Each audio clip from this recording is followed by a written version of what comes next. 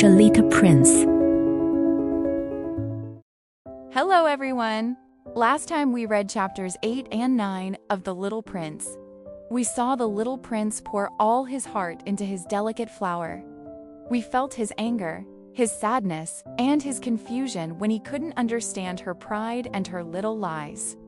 He left his planet not because he didn't love her, but because he was too young to know how to love. Today, we will continue his journey. We will watch him visit different planets, meet strange grown-ups, and slowly learn what is truly important in life. So let's turn the page and walk with the little prince once again.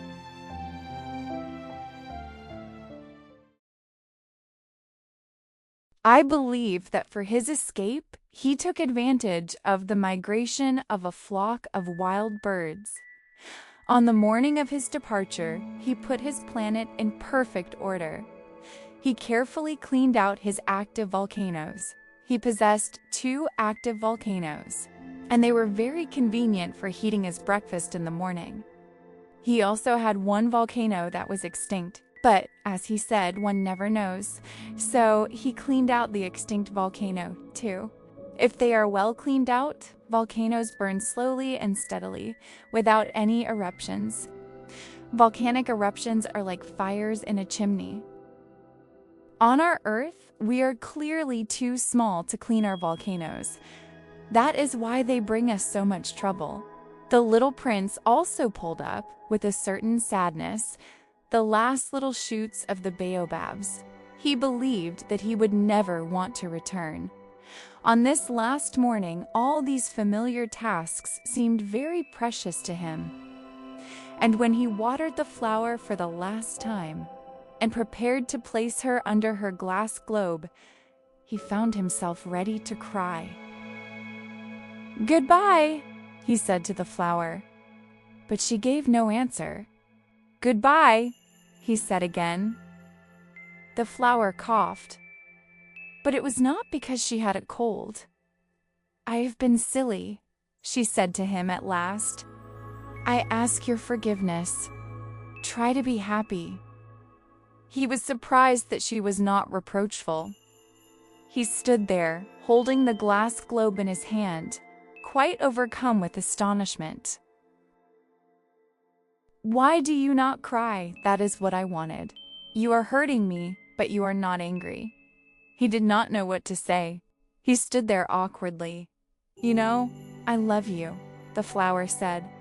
"It is my fault that you did not know it. That does not matter. But you have been just as foolish as I. Try to be happy. Let the glass globe be. I don't want it anymore." "But the wind, I am not so sick as all that. The night air is good for me. I am a flower. But the animals, if I want to look at butterflies, I must put up with 2 or 3 caterpillars. They seem very lovely. And if there are no butterflies, who will visit me? You will be far away now. As for the big animals, I am not afraid of them. I have my claws." And she showed her 4 thorns quite simply. Then she added, "Don't linger like this. You have decided to go away. Now go," because she did not want him to see her crying. She was such a proud flower. The little prince set out on his journey and visited, one after another, the 6 planets that were nearest to his own. The first of them was inhabited by a king. In royal purple and ermine, the king sat upon a throne that was at once simple and majestic.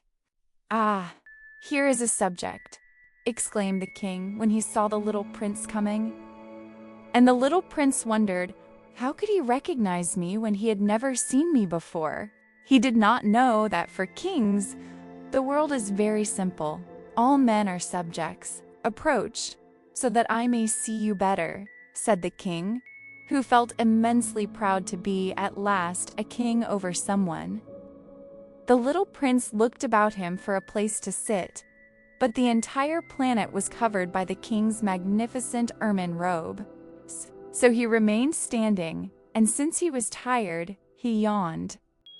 "It is contrary to etiquette to yawn in the presence of a king," the monarch said to him. I forbid you to do so." "I can't help it," replied the little prince, thoroughly embarrassed. "I have come on a long journey, and I have had no sleep." "Then," said the king, "I order you to yawn. It is years since I have seen anyone yawning. Yawns, to me, are objects of curiosity. Come, yawn again. It is an order that frightens me."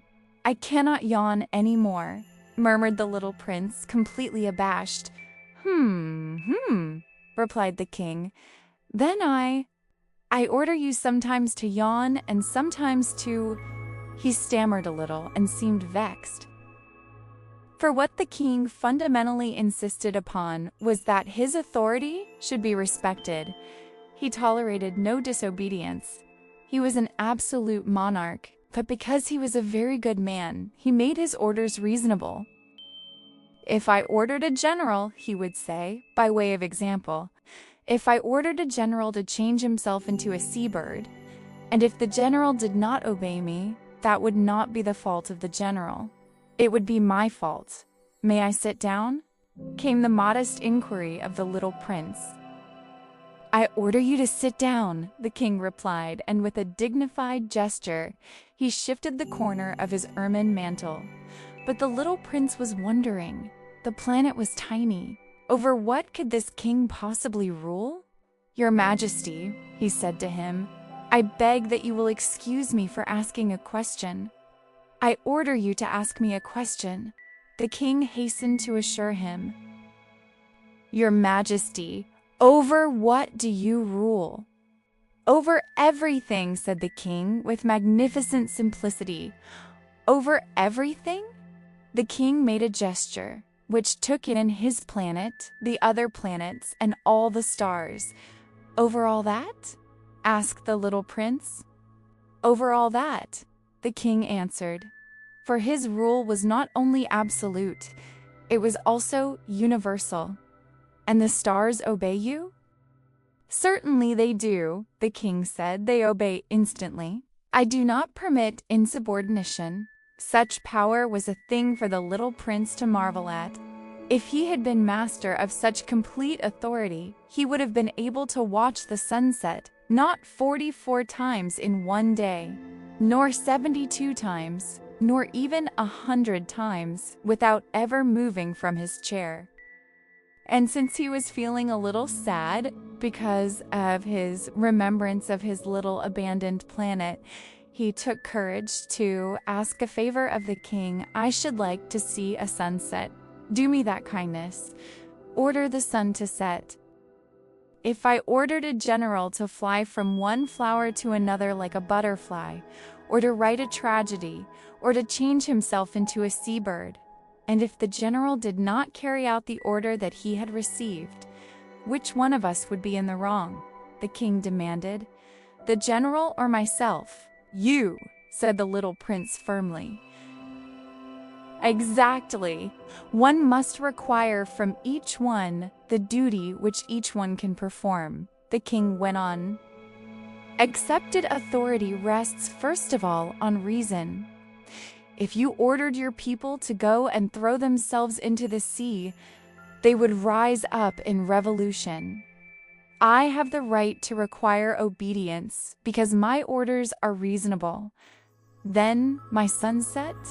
the little prince reminded him. "You shall have your sunset, I shall command it. But according to my science of government, I shall wait until conditions are favorable." "When will that be?" inquired the little prince. Replied the king. And before saying anything else, he consulted a bulky almanac. That will be about. That will be this evening about 20 minutes to 8, and you will see how well I am obeyed." The little prince yawned. He was regretting his lost sunset, and then, too, he was already beginning to be a little bored. "I have nothing more to do here," he said to the king.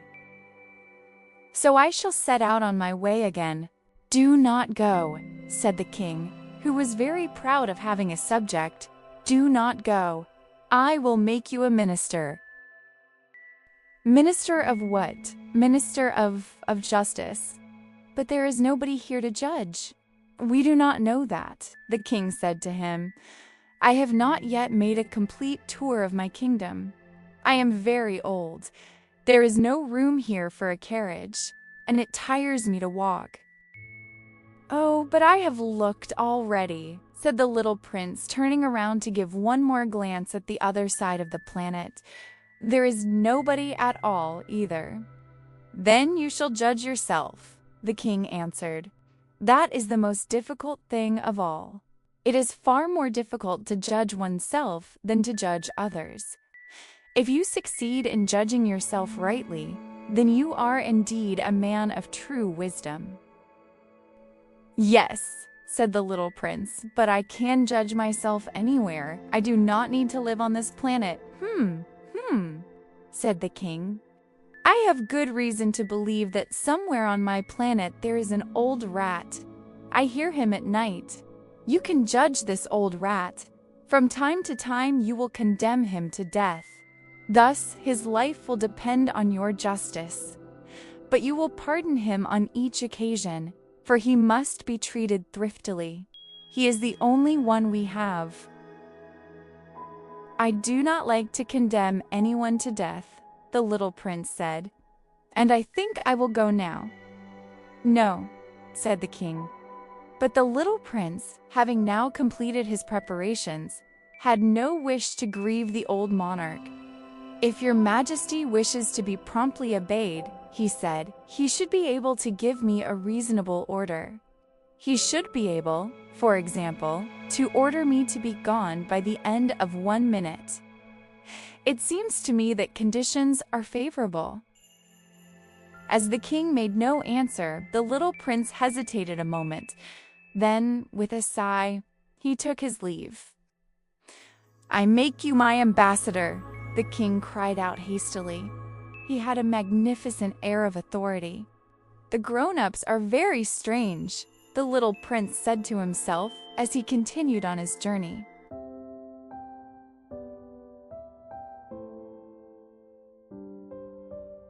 That's all for chapters 10 and 11 of The Little Prince. Thank you for watching and listening. What will the little prince meet next? Who will he encounter on his second planet? Join me next time to find out. See you then.